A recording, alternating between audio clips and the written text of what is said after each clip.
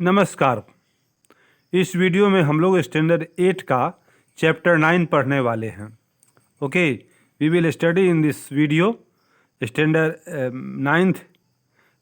8th chapter number 9, chapter number 9 of standard 8 according to NCERT syllabus.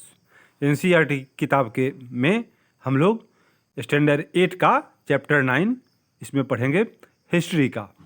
ठीक है, तो मेरे दोस्तों, आपको जानकर खुशी होगी, मेरे चैनल पे हिस्ट्री 6 to 12 पढ़ाई जा रही है।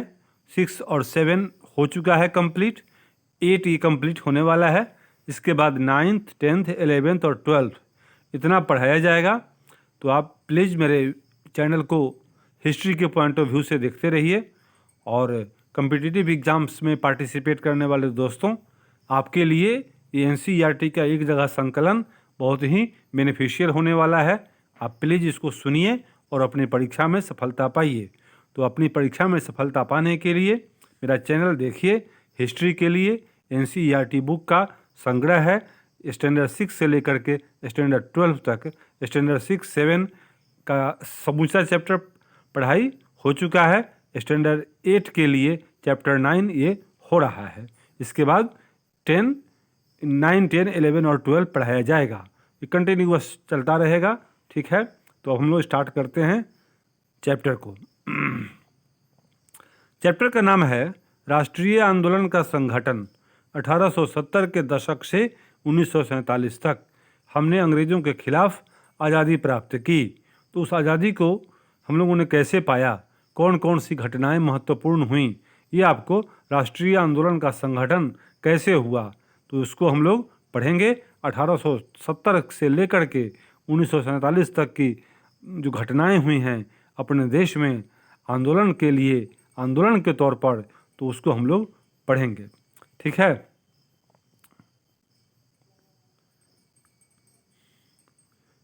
पिछले अध्यायों में हम लोगों ने क्या पढ़ा?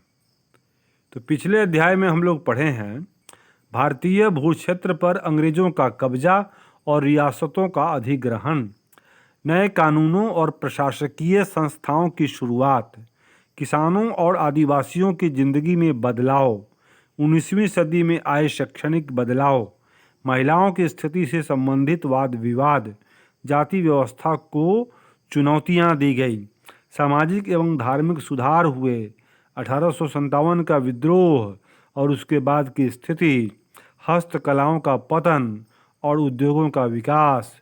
इन मुद्दों के बारे में आपने जो कुछ पढ़ा उसके आधार पर क्या आपको ऐसा लगता है कि भारत के लोग ब्रिटिश शासन से असंतुष्ट थे? यदि हाँ, तो विभिन्न समूह और वर्ग क्यों असंतुष्ट थे, इसका पता लगाएंगे हम लोग। राष्ट्रवाद का उदय। उपरोक्त बदलावों ने राष्ट्रवाद का उदय, तो उपरोक्त बदलावों ने लोगों को एक अहम सवाल के बारे में सोचने के लिए विवश कर दिया।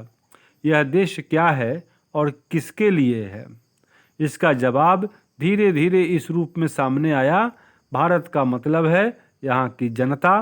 भारत यहाँ रहने वाले किसी भी वर्ग, रंग, जाति, पंथ, भाषा या जेंडर वाले तमाम लोगों का घर है। यह देश और इसके सारे संसाधन और इसकी सारी व्यवस्था उन सभी के लिए है। इस जवाब के साथ यह एहसास भी सामने आया कि अंग्रेज भारत के संसाधनों और यहाँ के लोगों की ज़िंदगी पर कब्जा जमाए हुए हैं, और जब तक यह नियंत्रण खत्म नहीं होता, भारत यहाँ के लोगों का, भारतीयों का नहीं हो सकता। यह चेतना, यह समझ, यह जागृति 1850 के बाद बने राजनीतिक संगठनों में साफ दिखाई देने लगी थी। 1870 और 1880 के दशकों में बने राजनीतिक संगठनों में यह चेतना और गहरी हो चुकी थी। इनमें से ज़्यादातर संगठनों की बागडोर वकील आदि अंग्रेजी शिक्षित पेशेवरों के हाथों में थी। पूना सार्वजनिक सभा, इंडियन एसोसिएशन, मद्रास महाजन सभा, बॉम्बे रेजिडेंसी एसोसिएशन, भारतीय राष्ट्रीय कांग्रेस आदि इस तरह के प्रमुख संगठन थे। पुनः सार्वजनिक सभा नाम को गौर से देखिए। सार्वजनिक का मतलब होता है सब लोगों का या सबके लिए, सर्व सभी जनिक लोगों का। हालांकि इनमें से बहुत सारे संगठन देश के खास हिस्सों में काम कर रहे थे, लेकिन वे अपने लक्ष्य को भारत के सभी लोगों का लक्ष्य बताते थे। उनके मुताबिक उनके लक्ष्य किसी खास इलाके, समुदाय या वर्ग के लक्ष्य नहीं थे। वे इस सोच के साथ काम कर रहे थे कि लोग संप्रभु हों, स्वयं शासित हों। संप्रभुता एक आधुनिक विचार और राष्ट्रवाद का बुनियादी तत्व होता है। ये संगठन इस धारणा के से चलते थे कि भारतीय जनता को अपने मामलों के बारे में फैसले की लेने की आज़ादी होनी चाहिए। 1800 तो संप्रभु का मतलब है बाहरी हस्तक्षेप के बिना स्वतंत्र रूप से कदम उठाने की क्षमता। स्वयं प्रभु 1870 और 1880 के दशक में ब्रिटिश शासन के प्रति असंतोष और ज़्यादा गहरा हुआ। 1878 में आर्म्स एक्ट पारित किया गया, जिसके जरिए भारतीयों द्वारा अपने पास हथियार रखने का अधिकार छीन लिया गया। उसी साल वर्नाक्यूलर प्रेस एक्ट भी पारित किया गया, जिससे सरकार की आलोचना करने वालों को चुप कराया जा सके। आज भी अपने देश में लाइसेंस लेना पड़ता है हथियार लेने के लिए, मतलब वो फ्री नहीं है, हर आदमी नहीं रख सकता है। जिसको लाइसेंस मिलेगा वही रख सकता है। तो कहीं ना कहीं वो कानून आज भी किसी न किसी रूप में है ही। तो चलिए, जिससे सरकार की आलोचना करने वालों को चुप कराया जा सके। इस कानून में प्रावधान था कि अगर किसी अखबार में कोई आपत्तिजनक चीज़ छपती है तो सरकार उसकी प्रिंटिंग प्रेस सहित सारी संपत्ति को जब्त कर सकती है। 1883 में सरकार ने इल्बर्ट बिल लागू करने का प्रयास किया। इसको लेकर काफ़ी हंगामा हुआ। इस विधेयक में प्रावधान किया गया था कि भारतीय न्यायाधीश भी ब्रिटिश या यूरोपीय व्यक्तियों पर मुकदमे चला सकते हैं, ताकि भारत में काम करने वाले अंग्रेज और भारतीय न्यायाधीशों के बीच समानता स्थापित की जा सके। जब अंग्रेजों के विरोध की वजह से सरकार ने यह विधेयक वापस ले लिया तो भारतीयों ने इस बात का काफ़ी विरोध किया। इस घटना में से भारत में अंग्रेजों के असली रवैये का पता चलता था। पढ़े लिखे भारतीयों के एक अखिल भारतीय संगठन की ज़रूरत 1880 से ही महसूस की जा रही थी, परंतु इल्बर्ट विधेयक ने इस चाह को और भी गहरा कर दिया। 1885 में देश भर के 72 प्रतिनिधियों ने बम्बई में सभा करके भारतीय राष्ट्रीय कांग्रेस की स्थापना का फैसला किया। संगठन के प्रारंभिक नेता दादा भाई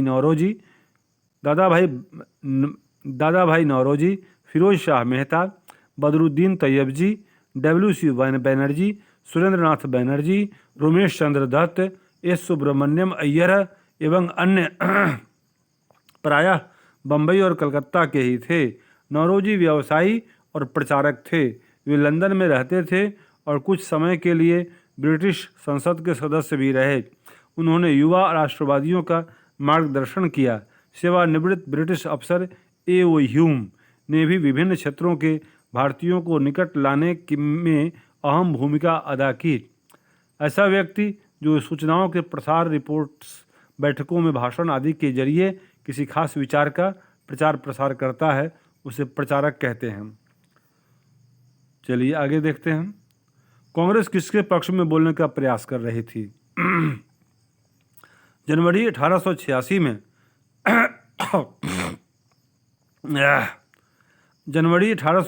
में द इंडियन मिरर नामक अखबार ने लिखा, बम्बई में आयोजित प्रथम राष्ट्रीय कांग्रेस हमारे देश की भावी संसद का केंद्रक है और यह हमारे देशवासियों के लिए अकल्पनीय रूप से लाभकारी परिणामों को जन्म देगी।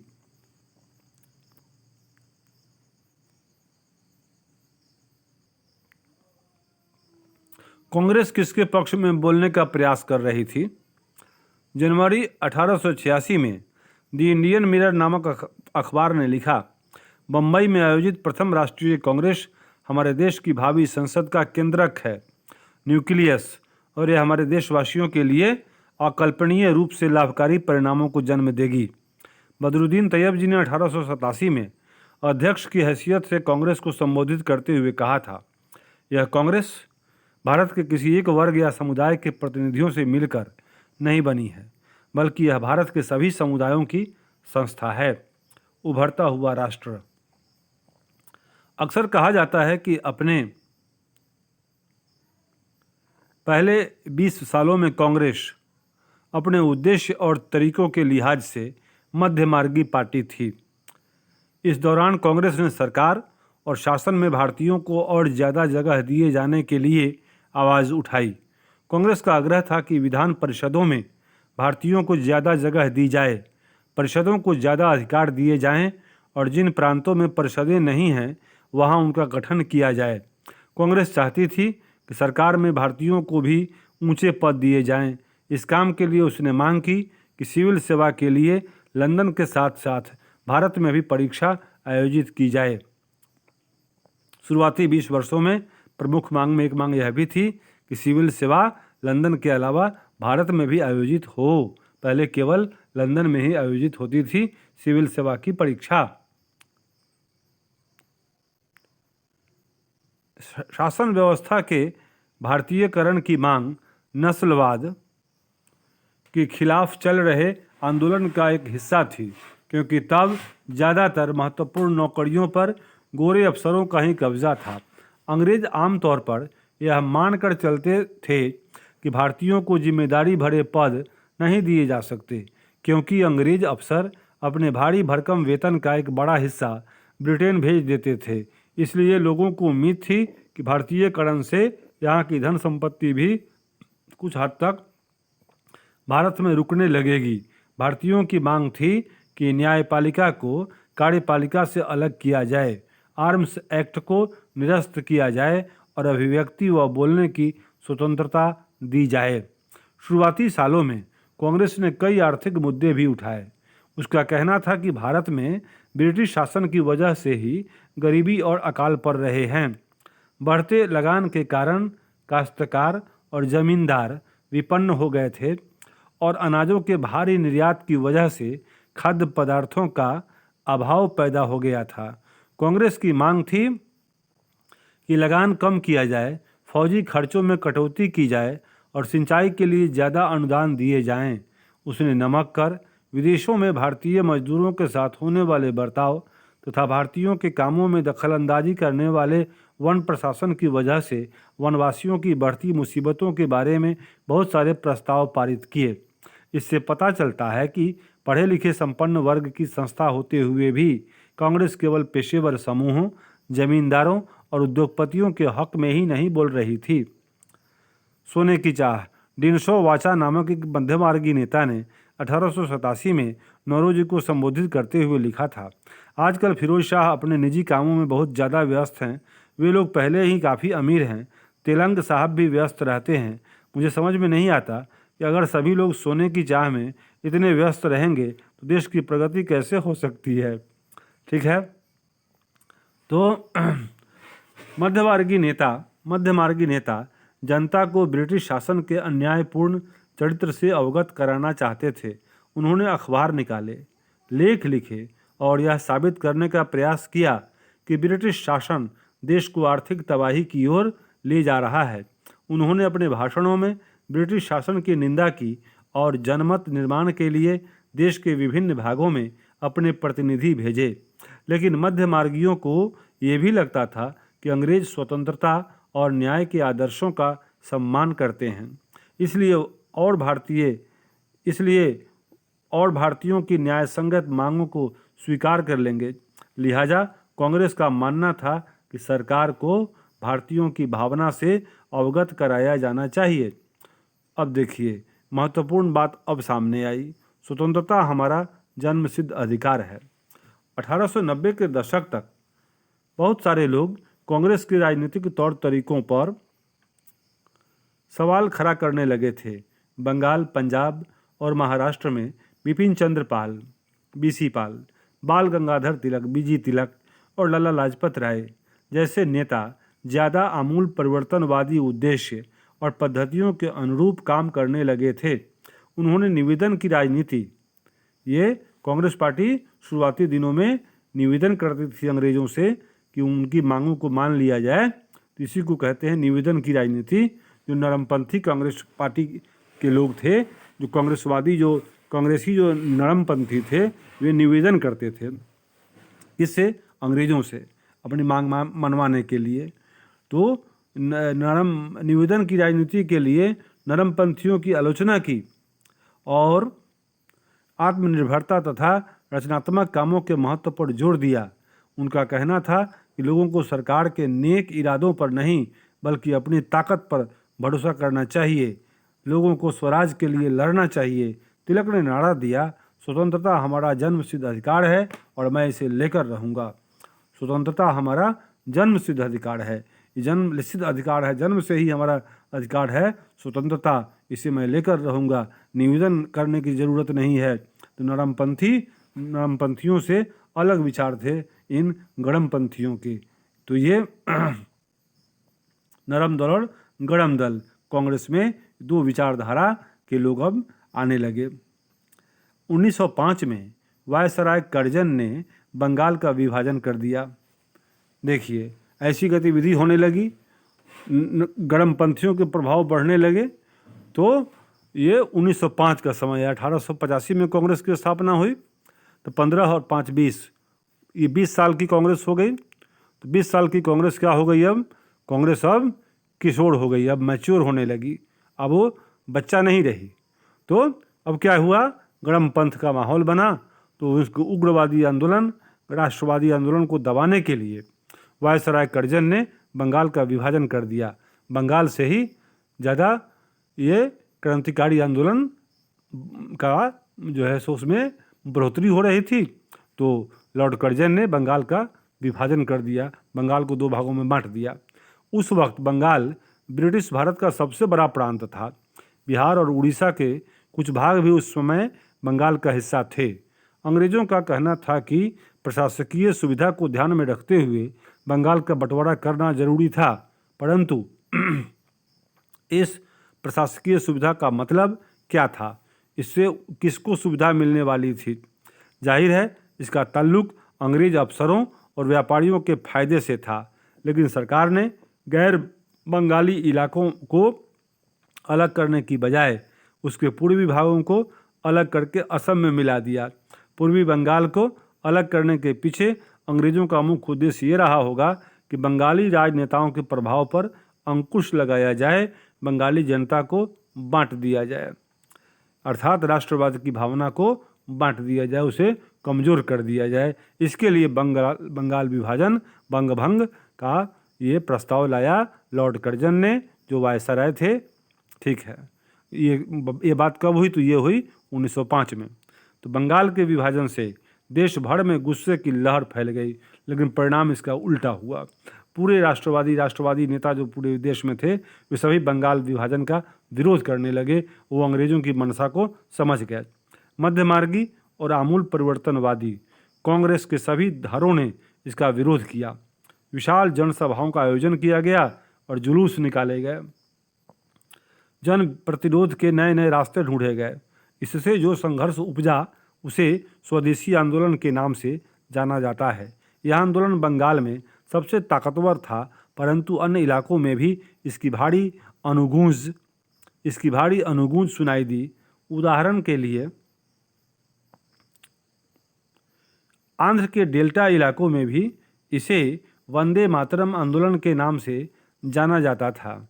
स्वदेशी आंदोलन ने ब्रिटिश शासन का विरोध किया और स्वयं सहायता, स्वदेशी उद्यमों, राष्ट्रीय शिक्षा, भारतीय भाषा के उपयोग को बढ़ावा दिया। स्वराज के लिए आमूल परिवर्तनवादी ने जनता को लामबंद करने और ब्रिटिश संस्थानों और वस्तुओं के बहिष्कार पर जोर दिया। कुछ लोग ब्रिटिश शासन को उखाड़ फेंकने के लिए क्रांतिकारी हिंसा के समर्थक थे। 20वीं शताब्दी के प्रारंभिक दशकों में कई दूसरी महत्वपूर्ण घटनाएं भी घटी। 1906 में मुसलमान जमींदारों और नवाबों के एक समूह ने ढाका में ऑल इंडिया मुस्लिम लीग का गठन किया। लीग ने बंगाल विभाजन का समर्थन किया। लीग की मांग थी कि मुसलमानों के लिए अलग निर्वाचिका की व्यवस्था की जाए। लीग ने बंगाल विभाजन का समर्थन किया। 1909 में सरकार ने यह मांग मान ली। अब परिषदों में कुछ सीटें मुसलमान उम्मीदवारों के लिए आरक्षित कर दी गईं, जिन्हें मुस्लिम मतदाताओं द्वारा ही चुनकर भेजा जाना था। इससे राजनेताओं में अपने धार्मिक समुदाय के लोगों को अपना राजनीतिक समर्थक बनाने का लालच पैदा हो गया। 1907 में कांग्रेस टूट गई। मध्यमार्गीय धारा बहिष्कार की राजनीति के विरुद्ध था। नरमपंथी और गणमपंथी ये दोनों धाराएं कांग्रेस में अलग अलग हो गई, टूट हो गई कांग्रेस में। तो उन लोगों का मानना था कि इसके लिए बल प्रयोग की आवश्यकता होती है, जो कि सही नहीं है। संगठन टूटने के बाद कांग्रेस पर मध्यमार्गी का दबाव बन गया, जबकि तिलक के अनुयायी बाहर से काम करने लगे, मतलब गणमपंथ बाहर हो गया। दिसंबर 1915 में दोनों खेमों में एक बार फिर एकता स्थापित हुई। अगले साल कांग्रेस और मुस्लिम लीग के बीच ऐतिहासिक लखनऊ समझौते पर दस्तखत हुए और दोनों संगठनों ने देश में प्रतिनिधिक सरकार के गठन के लिए मिलकर काम करने का फैसला किया। क्रांतिकारी हिंसा, समाज में आमूल बदलाव लाने के लिए हिंसा का उपयोग करना। परिषद, प्रशासकीय सलाहकारी या प्रतिनिधिक दायित्वों को निभाने वाली मनोनीत या निर्वाचित संस्था। जन राष्ट्रवाद का उदय। 1919 के बाद अंग्रेजों के खिलाफ चल रहा संघर्ष धीरे धीरे एक जन आंदोलन में तब्दील होने लगा। किसान, आदिवासी, विद्यार्थी और महिलाएं बड़ी संख्या में इस आंदोलन से जुड़ते गए। कई बार औद्योगिक मजदूरों ने भी आंदोलन में योगदान दिया। 20 के दशक से कुछ खास व्यावसायिक समूह भी कांग्रेस को सक्रिय समर्थन देने लगे थे। ऐसा क्यों हुआ? पहले विश्व युद्ध ने भारत की आर्थिक और राजनीतिक स्थिति बदल दी थी। इस युद्ध की वजह से ब्रिटिश भारत सरकार के रक्षा व्यय में भारी इजाफा हुआ था। इस खर्च को निकालने के लिए सरकार ने निजी आय और व्यावसायिक मुनाफे पर कर बढ़ा दिया, टैक्स बढ़ा दिया। सैनिक व्यय में इजाफे और युद्धक आपूर्ति की वजह से जरूरी कीमतों की चीज़ों में भारी उछाल आया और आम लोगों की जिंदगी मुश्किल होती गई। दूसरी ओर व्यावसायिक समूह युद्ध से बेहिसाब मुनाफा कमा रहे थे, जैसा कि आप अध्याय 5-7 में देख चुके हैं। इस युद्ध में औद्योगिक वस्तुओं, जूट के बोरे, कपड़े, पटरियों की मांग बढ़ा दी और अन्य देशों से भारत आने वाले आयात में कमी ला दी थी। इस तरह युद्ध के दौरान भारतीय उद्योगों का विस्तार हुआ और भारतीय व्यावसायिक समूह के विकास के लिए और अधिक अवसरों की मांग करने लगे। युद्ध ने अंग्रेजों को अपनी सेना बढ़ाने के लिए विवश किया। एक विदेशी युद्ध की खातिर गांवों में सिपाहियों की भर्ती के लिए दबाव डाला जाने लगा। बहुत सारे सिपाहियों को दूसरे देशों में युद्ध के मोर्चों पर भेज दिया गया।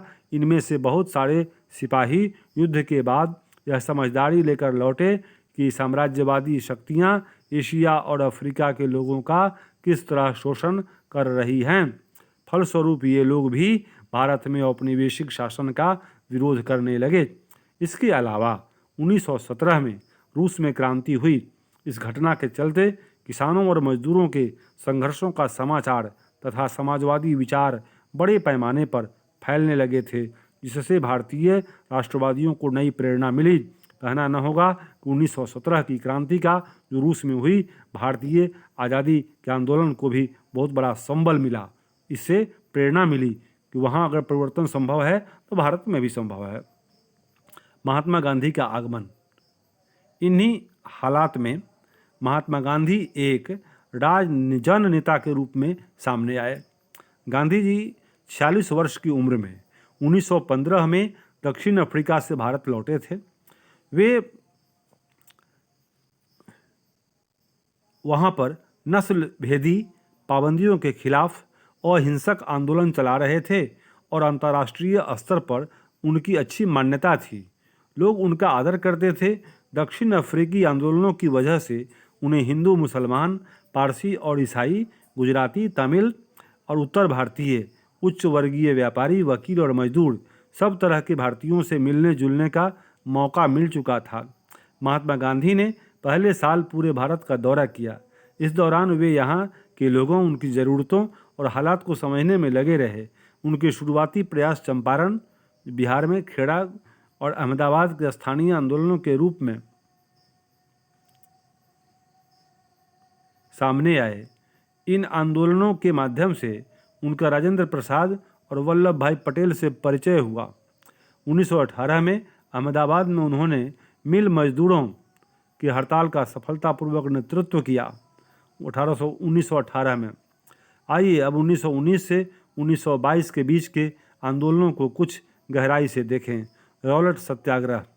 1919 में गांधी जी ने अंग्रेजों द्वारा हाल ही में पारित किए गए रॉलेट कानून के खिलाफ सत्याग्रह का आह्वान किया। यह कानून अभिव्यक्ति की स्वतंत्रता जैसे मूलभूत अधिकारों पर अंकुश लगाने और पुलिस को और ज़्यादा अधिकार देने के लिए लागू किया गया था।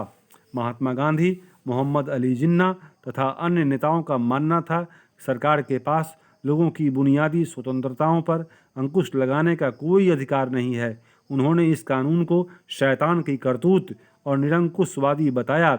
गांधी जी ने लोगों से आह्वान किया कि इस कानून का विरोध करने के लिए 6 अप्रैल 1919 को अहिंसक विरोध दिवस के रूप में, अपमान और याचना दिवस के रूप में मनाया जाए और हड़तालें की जाएं। आंदोलन शुरू करने के लिए सत्याग्रह सभाओं का गठन किया गया। रॉलेट सत्याग्रह ब्रिटिश सरकार के खिलाफ पहला भारतीय संघर्ष था। हालांकि यह मोटे तौर पर शहरों तक ही सीमित था। अप्रैल 1919 में पूरे देश में जगह जगह जुलूस निकाले गए और हड़तालों का आयोजन किया गया। सरकार ने इन आंदोलनों को कुचलने के लिए दमनकारी रास्ता अपनाया। बैसाखी 13 अप्रैल के दिन अमृतसर में जनरल डायर द्वारा जालियांवाला बाग में किया गया हत्याकांड इसी दमन का हिस्सा था। इस जनसंहार पर रविंद्रनाथ टैगोर ने अपनी पीड़ा और गुस्सा जताते हुए नाइटहुड की उपाधि जो अंग्रेज सरकार ने उन्हें दी थी उसको वापस कर दिया। रॉलेट सत्याग्रह के दौरान लोगों ने ब्रिटिश शासन के खिलाफ हिंदुओं और मुसलमानों के बीच गहरी एकता बनाए रखने के लिए प्रयास किए। महात्मा गांधी भी यही चाहते थे। उनकी राय में भारत यहाँ रहने वाले सभी लोगों यानी सभी हिंदुओं, मुसलमानों और अन्य धर्मों के लोगों का देश है। उनकी गहरी आकांक्षा थी कि हिंदू और मुसलमान किसी भी न्यायपूर्ण उद्देश्य के लिए एक दूसरे का समर्थन करें। अर्थात वे हिंदू मुस्लिम एकता के बहुत बड़े समर्थक थे। महात्मा गांधी खिलाफत आंदोलन और असहयोग आंदोलन। खिलाफत का मुद्दा इसी तरह का ज्वलंत मुद्दा था। 1920 में अंग्रेजों ने तुर्की के सुल्तान खलीफा पर बहुत सख्त संधि थोप दी थी।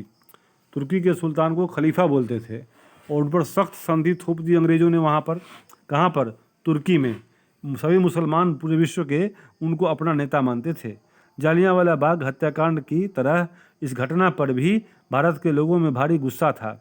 भारतीय मुसलमान यह भी चाहते थे कि पुराने ऑटोमन साम्राज्य में स्थित पवित्र मुस्लिम स्थानों पर खलीफा का नियंत्रण बना रहना चाहिए। खिलाफत आंदोलन के नेता मोहम्मद अली और शौकत अली अब एक सर्वव्यापी असहयोग आंदोलन शुरू करना चाहते थे।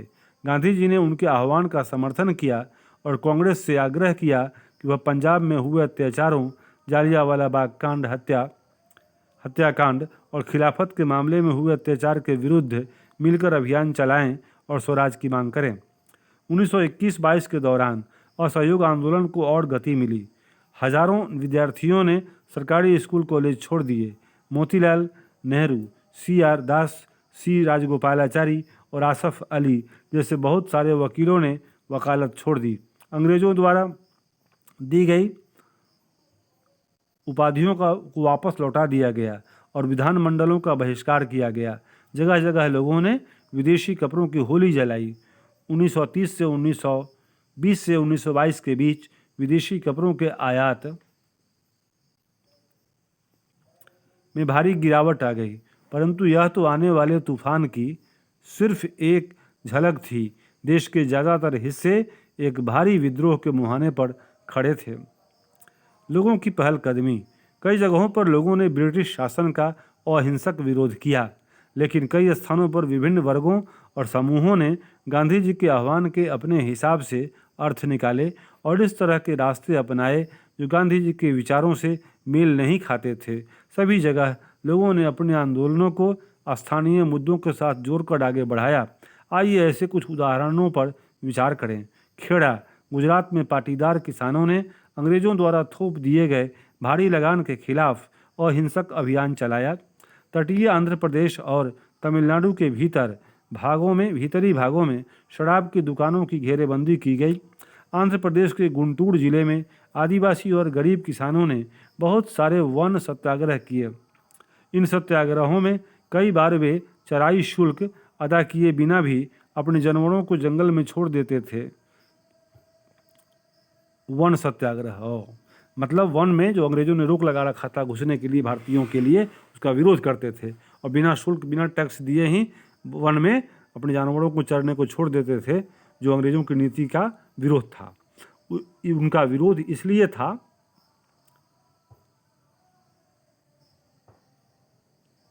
घेरेबंदी का मतलब देखिए, लोगों को किसी इमारत या दुकान के में जाने से रोकने के लिए किए जाने वाला विरोध प्रदर्शन, इसको बोलते हैं घेरेबंदी। क्योंकि औपनिवेशिक सरकार ने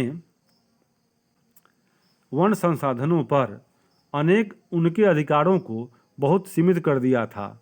उन्हें यकीन था कि गांधी जी उन पर लगे कर कम करा देंगे और वन कानूनों को ख़त्म करा देंगे।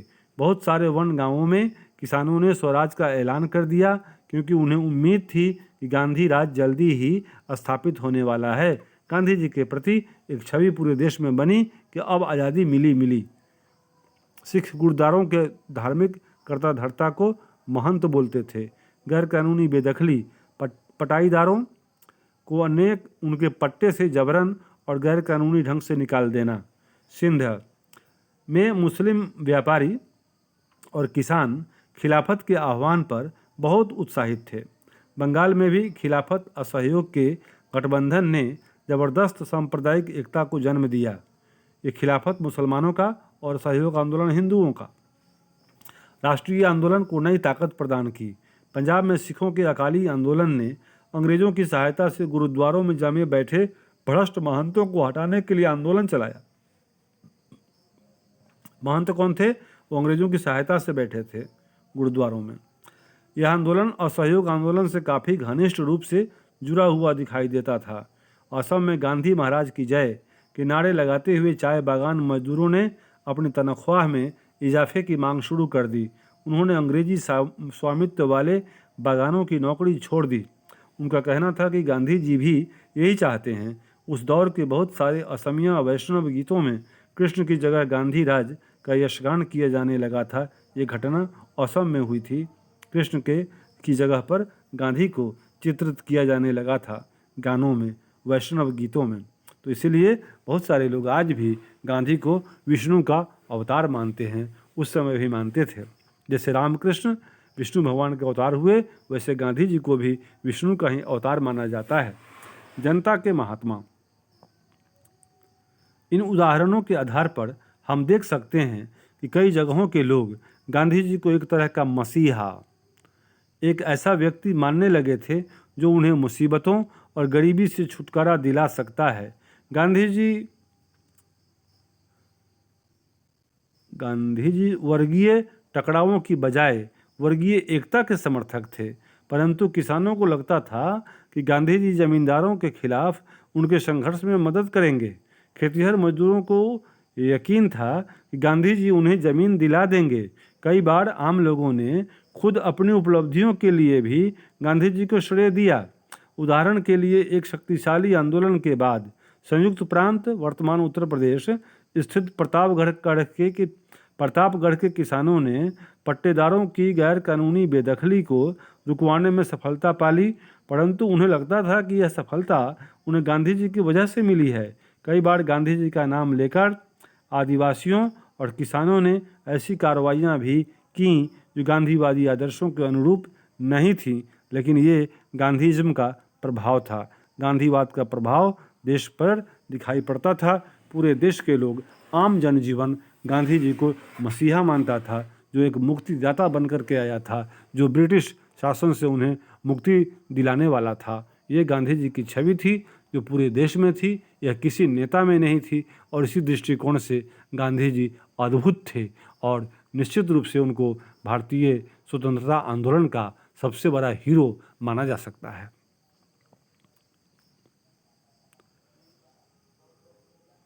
चलिए, वही थे जिन्होंने प्रतापगढ़ में बेदखली रुकवाई थी। इलाहाबाद जिले में किसान आंदोलन पर CID द्वारा तैयार की गई जनवरी 1921 की रिपोर्ट का एक अंश इस प्रकार था।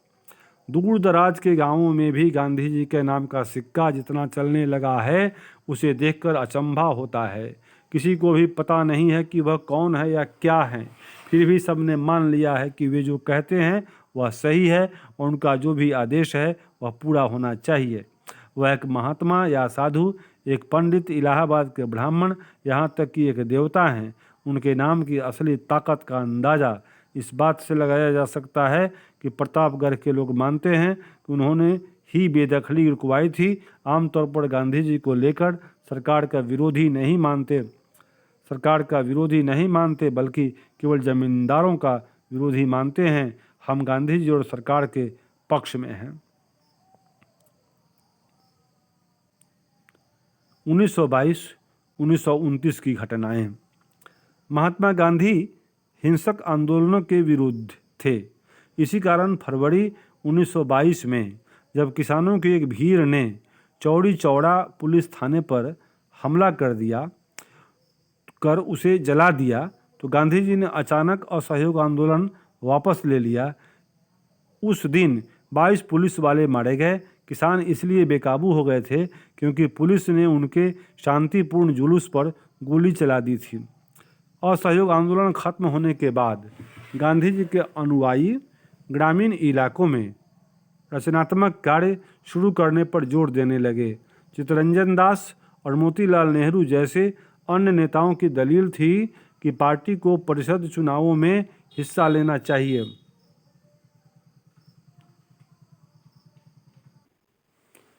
1922 से 1929 की घटनाएं। महात्मा गांधी हिंसक आंदोलनों के विरुद्ध थे। इसी कारण फरवरी 1922 में जब किसानों की एक भीड़ ने चौड़ी चौरा पुलिस थाने पर हमला कर उसे जला दिया, तो गांधी जी ने अचानक असहयोग आंदोलन वापस ले लिया। उस दिन 22 पुलिस वाले मारे गए। किसान इसलिए बेकाबू हो गए थे क्योंकि पुलिस ने उनके शांतिपूर्ण जुलूस पर गोली चला दी थी। असहयोग आंदोलन खत्म होने के बाद गांधी जी के अनुयायी ग्रामीण इलाकों में रचनात्मक कार्य शुरू करने पर जोर देने लगे।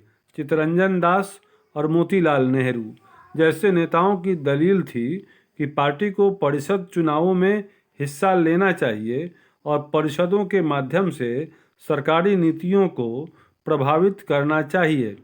20 के दशक के मध्य में वे गांवों में किए गए व्यापक सामाजिक कार्यों की बदौलत गांधीवादियों को अपना जनाधार फैलाने में काफ़ी मदद मिली।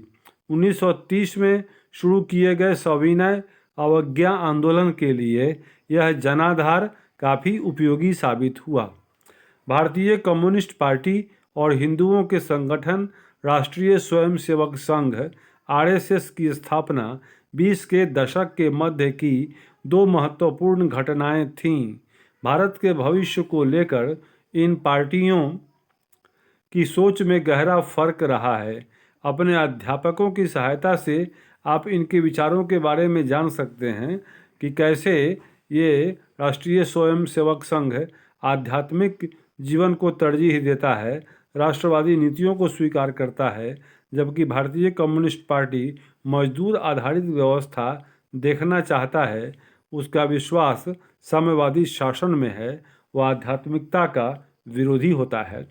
तो कम्युनिस्ट पार्टी और राष्ट्रीय स्वयंसेवक संघ सैद्धांतिक रूप से दोनों एक दूसरे के विरोधी मालूम पड़ते हैं, एक दूसरे के अपोजिट हैं। अब उसी दौरान क्रांतिकारी राष्ट्रवादी भगत सिंह भी सक्रिय थे। भगत सिंह की भूमिका भी उल्लेखनीय है। इस दशक के आखिरी में कांग्रेस ने पूर्ण स्वराज का प्रस्ताव पारित किया। जवाहरलाल नेहरू की अध्यक्षता में 1929 में पारित किए गए इस प्रस्ताव के आधार पर 26 जनवरी 1930 को पूरे देश में स्वतंत्रता दिवस मनाया गया। 26 जनवरी 1930 को 1929 में पारित हुआ था भारत पूर्ण स्वराज, और अध्यक्ष थे जवाहरलाल नेहरू। कांग्रेस ने अपने अधिवेशन में पूर्ण स्वराज का प्रस्ताव पारित किया और इसी के आधार पर 26 जनवरी 1930 को स्वतंत्रता दिवस मनाया गया था पूरे देश में पहली बार। बहरे कानों को सुनाने के लिए धमाके की ज़रूरत होती है। इंकलाब जिंदाबाद। भगत सिंह के विषय में ये बातें हैं कि भगत सिंह ने असेंबली में बम फेंका, किस लिए? ताकि वो अपने विचारों को फैला सकें, ताकि उनकी आवाज़ ये अंग्रेज़ कानों तक पहुंच सके, क्योंकि बहरों को सुनाने के लिए ज़ोरदार धमाके की ज़रूरत है, इसीलिए उन्होंने ऐसा किया। भगत सिंह, चंद्रशेखर आज़ाद, सुखदेव और उनके जैसे अन्य क्रांतिकारी राष्ट्रवादी औपनिवेशिक शासन तथा अमीर शोषक वर्गों से लड़ने के लिए मजदूरों और किसानों की क्रांति चाहते थे। इस काम को पूरा करने के लिए उन्होंने 1928 में दिल्ली स्थित फिरोज शाह कोटला में हिंदुस्तान सोशलिस्ट रिपब्लिकन एसोसिएशन की स्थापना की, HSRA। 17 दिसंबर 1928 को भगत सिंह, चंद्रशेखर आज़ाद एवं राजगुरु ने लाला लाजपत राय पर लाठीचार्ज करने वाले सैंडर्स नामक पुलिस अफसर की हत्या की थी। इसी लाठीचार्ज के कारण बाद में लाला लाजपत राय की मृत्यु हो गई थी। अपने साथी राष्ट्रवादी BK दत्त, बटुकेश्वर दत्त तथा के साथ भगत सिंह ने 8 अप्रैल 1929 को केंद्रीय विधान परिषद में बम फेंका था। क्रांतिकारियों ने अपने पर्चे में कहा था कि उनका मकसद किसी की जान लेना नहीं, बल्कि बहरों को सुनाना है तथा विदेशी सरकार को उसके द्वारा किए जा रहे भयानक शोषण से अवगत कराना है। भगत सिंह, सुखदेव और राजगुरु को 23 मार्च 1931 को फांसी पर चढ़ा दिया गया। उस समय भगत सिंह की आयु सिर्फ 23 साल थी। दांडी मार्च। पूर्ण स्वराज अपने आप आने वाला नहीं था, इसके लिए लोगों को लड़ाई में उतरना था। 1930 में गांधी जी ने ऐलान किया कि वह नमक कानून तोड़ने के लिए यात्रा निकालेंगे। उस समय नमक के उत्पादन और बिक्री पर सरकार का एक अधिकार होता था। महात्मा गांधी और अन्य राष्ट्रवादियों का कहना था कि नमक पर टैक्स वसूलना पाप है, क्योंकि यह हमारे भोजन का एक बुनियादी हिस्सा होता है। नमक सत्याग्रह ने स्वतंत्रता की व्यापक चाह को लोगों की एक खास शिकायत सभी से जोड़ दिया था और इस तरह अमीरों और गरीबों के बीच मतभेद पैदा नहीं होने दिया। नमक जैसा ये बहुत कम मूल्य का और बहुत उपयोगी साधन, इस सामग्री, इसके लिए आंदोलन फैला, जिसे अमीर गरीब दोनों यूज करते थे और इसके लिए एकता पैदा हो गई। सभी तबके के लोग इस नमक सत्याग्रह को, ये दांडी मार्च जिसके लिए किया गया, अपना समर्थन दिए। गांधी जी और उनके अनुयायी साबरमती से 240 किलोमीटर दूर स्थित दांडी तट पैदल चलकर गए और वहां उन्होंने तट पर बिखरा नमक इकट्ठा करते हुए नमक कानून का सार्वजनिक रूप से उल्लंघन किया। स्वतंत्रता संघर्ष में महिलाएं। कर्नाटक की अंबाबाई। राष्ट्रीय आंदोलन में अलग अलग पृष्ठभूमि वाली बहुत सारी महिलाओं ने हिस्सा लिया। युवा और वृद्ध, अकेली और विवाहित, ग्रामीण और शहरी, रूढ़िवादी और उदारवादी, सभी तरह के माहौल से आने वाली महिलाएं आंदोलन में शामिल हुईं। स्वतंत्रता संघर्ष, महिला आंदोलन और स्वयं उनके लिए भी यह हिस्सेदारी बहुत महत्वपूर्ण थी। अंग्रेज अफसरों और भारतीय राष्ट्रवादियों दोनों को लगता था कि महिलाओं की सहभागिता ने राष्ट्रीय संघर्ष को जबरदस्त ताकत दी है। स्वतंत्रता आंदोलन में हिस्सेदारी के कारण महिलाएं घरों से बाहर आने लगी थीं। इसने उन्हें विभिन्न व्यवसायों और शासन में जगह दिलाई और पुरुषों के साथ समानता का मार्ग प्रशस्त किया। महिलाओं के लिए सहभागिता का क्या अर्थ था, इसकी सबसे अच्छी अभिव्यक्ति खुद उन्हीं के शब्दों में देखी जा सकती है। कर्नाटक की अंबाबाई का विवाह 12 साल की उम्र में कर दिया गया था। 16 साल की उम्र में वह विधवा हो गई। उन्होंने उडुपी में विदेशी कपड़ों और शराब की दुकानों की घेरेबंदी की। उन्हें गिरफ्तार किया गया और सजा दी गई। रिहा होने पर उन्हें दोबारा गिरफ्तार कर लिया गया। जब भी वह जेल से बाहर होती, सभाओं में भाषण देती, बुनाई कताई सिखाती और प्रभात फेरियों का आयोजन करती। अंबाबाई इन्हें अपने जीवन के सबसे सुखद क्षण मानती थी, क्योंकि ऐसे क्षणों में उन्हें एक नया मकसद और प्रतिबद्धता दिखाई देती थी। आंदोलन में हिस्सेदारी के अपने अधिकार को मनवाने के लिए महिलाओं को काफ़ी जद्दोजहद करनी पड़ती थी। उदाहरण के लिए नमक सत्याग्रह के दौरान शुरुआत में खुद महात्मा गांधी भी महिलाओं की हिस्सेदारी के समर्थन में नहीं थे। आखिरकार सरोजिनी नायडू ने उन्हें इस बात के लिए तैयार किया कि वह महिलाओं को भी आंदोलन में शामिल होने दें। उन्होंने पानी उबालकर भी नमक बनाया। इस आंदोलन में किसानों, आदिवासियों और महिलाओं ने बड़ी संख्या में हिस्सा लिया। नमक के मुद्दे पर एक व्यावसायिक संघ ने पर्चा प्रकाशित किया। सरकार ने शांतिपूर्ण सत्याग्रहियों के निर्मम दमन के जरिए आंदोलन को कुचलने का प्रयास किया। हजारों आंदोलनकारियों को जेल में डाल दिया गया। भारतीय जनता के साझा संघर्षों के चलते आखिरकार 1935 के गवर्नमेंट ऑफ इंडिया एक्ट में प्रांतीय स्वायत्तता का प्रावधान किया गया। सरकार ने ऐलान किया कि 1937 में प्रांतीय विधायकों के लिए चुनाव कराए जाएंगे। इन चुनावों के परिणाम आने पर 11 में से 7 प्रांतों में कांग्रेस की सरकार बनी। 11 में से 7 प्रांतीय स्तर पर 2 साल के कांग्रेसी शासन के बाद सितंबर 1939 में दूसरा विश्व युद्ध छिड़ गया। हिटलर के प्रति आलोचनात्मक रवैये के कारण कांग्रेस के नेता ब्रिटेन के युद्ध प्रयासों में मदद देने को तैयार थे। इसके बदले में वे चाहते थे कि युद्ध के बाद भारत को स्वतंत्र कर दिया जाए। अंग्रेजों ने यह बात नहीं मानी। कांग्रेसी सरकारों ने विरोध में इस्तीफा दे दिया।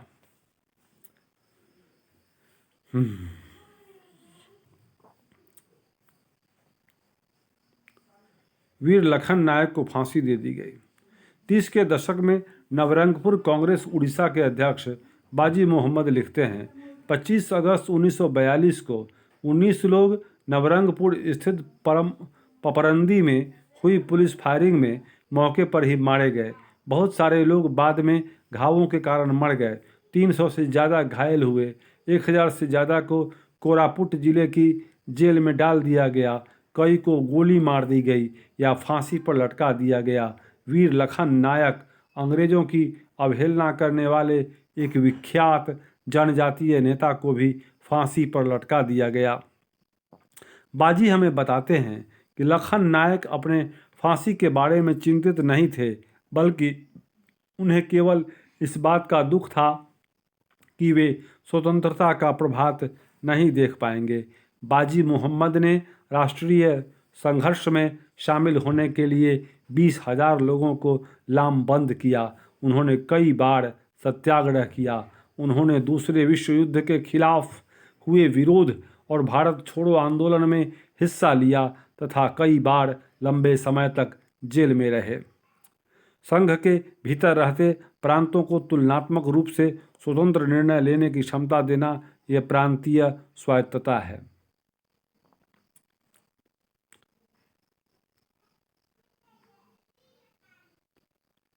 प्रदर्शनकारी हर जगह पुलिस से लोहा ले रहे थे। हजारों लोग गिरफ्तार हुए, हजारों से ज़्यादा मारे गए और असंख्य लोग घायल हुए।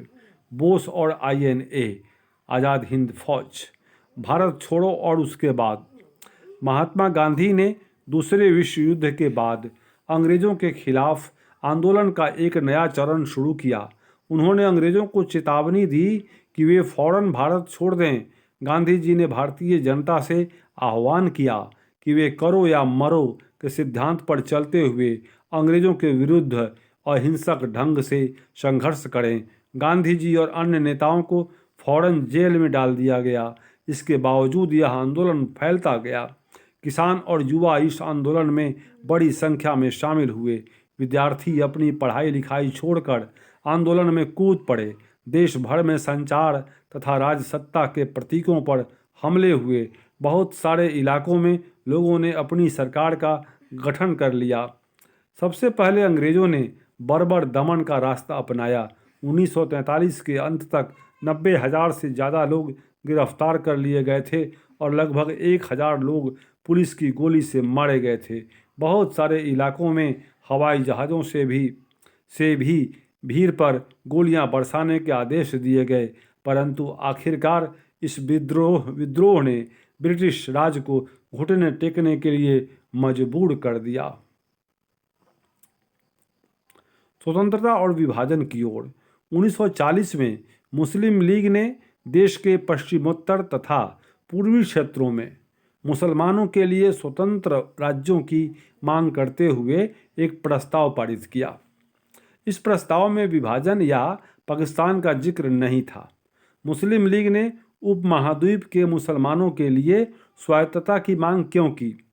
1930 के दशक के आखिरी सालों से लीग मुसलमानों और हिंदुओं को अलग अलग राष्ट्र मानने लगी थी।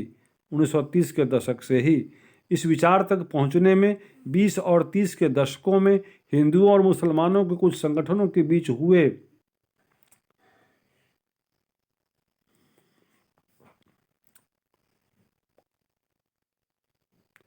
तनावों का भी हाथ रहा होगा।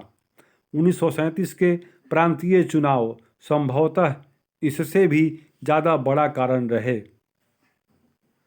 इन चुनावों में ने मुस्लिम लीग को इस बात का यकीन दिला दिया था कि यहाँ मुसलमान अल्पसंख्यक हैं और किसी भी लोकतांत्रिक संरचना में उन्हें हमेशा गौण भूमिका निभानी पड़ेगी। लीग को यह भी भय था कि संभव है कि मुसलमानों को प्रतिनिधित्व ही न मिल पाए। 1937 में मुस्लिम लीग संयुक्त प्रांत में कांग्रेस के साथ मिलकर सरकार बनाना चाहती थी, परंतु कांग्रेस ने इस प्रस्ताव को स्वीकार नहीं किया, जिससे फासला और बढ़ गया।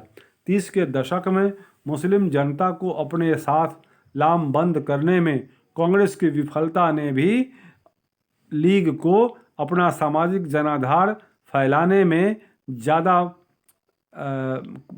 में मदद दी। 40 के दशक के शुरुआती सालों में, जिस समय कांग्रेस के ज़्यादातर नेता जेल में थे, उस समय लीग ने अपना प्रभाव फैलाने के लिए तेजी से प्रयास किए। 1945 में विश्व युद्ध खत्म होने के बाद अंग्रेज़ों ने भारतीय स्वतंत्रता के लिए कांग्रेस और लीग से बातचीत शुरू कर दी। यह वार्ता असफल रही क्योंकि लीग का कहना था कि उसे भारतीय मुसलमानों का एकमात्र प्रतिनिधि माना जाए। कांग्रेस इस दावे को मंजूर नहीं कर सकती थी क्योंकि बहुत सारे मुसलमान अभी भी उसके साथ थे। 1946 में दोबारा प्रांतीय चुनाव हुए। सामान्य निर्वाचन क्षेत्रों में कांग्रेस का प्रदर्शन तो अच्छा रहा, परंतु मुसलमानों के लिए आरक्षित सीटों पर लीग को बेजोड़ सफलता मिली। लीग पाकिस्तान की मांग पर चलती रही। मार्च 1946 में ब्रिटिश सरकार ने इस मांग का अध्ययन करने और स्वतंत्र भारत के लिए एक सही राजनीतिक बंदोबस्त सुझाने के लिए 3 सदस्यीय परिसंघ भारत भेजा। इस परिसंघ ने सुझाव दिया कि भारत अविभाजित रहे और उसे मुस्लिम बहुल क्षेत्रों को कुछ स्वायत्तता देते हुए एक ढीले ढाले महासंघ के रूप में संगठित किया जाए। कांग्रेस और मुस्लिम लीग दोनों ही इस प्रस्ताव के कुछ खास प्रावधानों पर सहमत नहीं थे। अब देश का विभाजन अवश्यंभावी था। खान अब्दुल गफ्फार खान को बादशाह खान के नाम से भी जाना जाता है। वे कांग्रेसी थे और वे गांधी जी के साथ थे। वह खुदाई खिदमतगार संगठन के संस्थापक थे। यह उनके प्रांत के पठानों में लोकप्रिय शक्तिशाली अहिंसक आंदोलन था। बादशाह खान भारत विभाजन के सख्त खिलाफ थे। उन्होंने 47 में इस फैसले पर मंजूरी देने के लिए कांग्रेस के अपने साथियों की भर्त्सना की थी।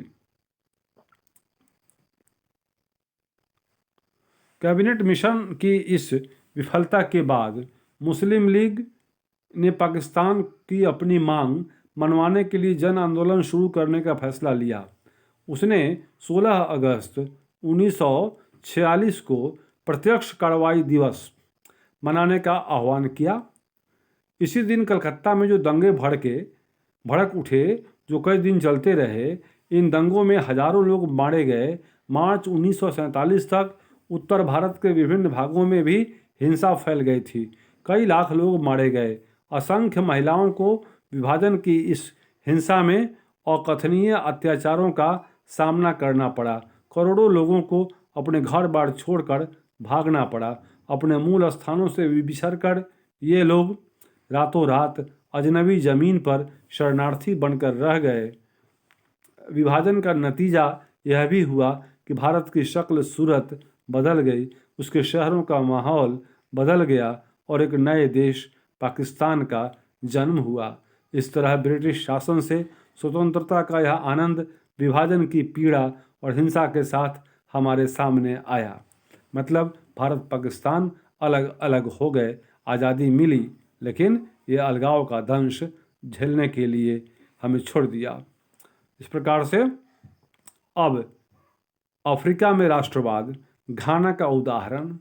19वीं सदी के आखिर और 20वीं सदी की शुरुआत में बहुत सारे अफ्रीकी और एशियाई देशों में राष्ट्रवाद का उदय हुआ। इनमें से बहुत सारे देशों में राष्ट्रवाद का उदय स्वतंत्रता के लिए उपनिवेशवाद विरोधी संघर्षों के तहत हुआ था। अफ्रीका में औपनिवेशिक शासन तानाशाही जैसा था। विदेशी शासकों के प्रतिनिधि के रूप में केवल मुखियाओं को ही शासन चलाने की छूट थी, या फिर अफ्रीकियों के बारे में केवल गोरे प्रतिनिधियों वाली सभाएं कानून बनाती थीं।